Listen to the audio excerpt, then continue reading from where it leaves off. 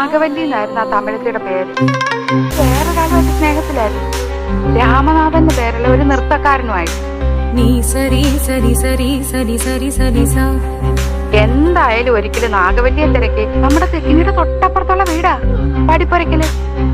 എന്തിനു പറയുന്നു, കാർന്നോരെങ്ങനെയോ ഈ രഹസ്യങ്ങളൊക്കെ അറിഞ്ഞു. അന്ന് അർദ്ധരാത്രി നാഗവല്ലിയെ കാർന്നോരെ നമ്മുടെ തെക്കിനിട്ട് വെട്ടിക്കൊന്നുകളഞ്ഞു.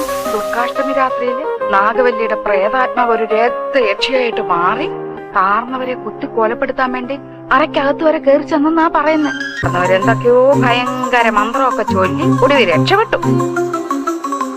അതിൽ പിന്നെ നാഗവല്ലിയുടെ പ്രേതാത്മാവ് തീരാപ്പകയോടെ ഈ തറവാട്ടിലൊക്കെ അലഞ്ഞടക്കാൻ തുടങ്ങി.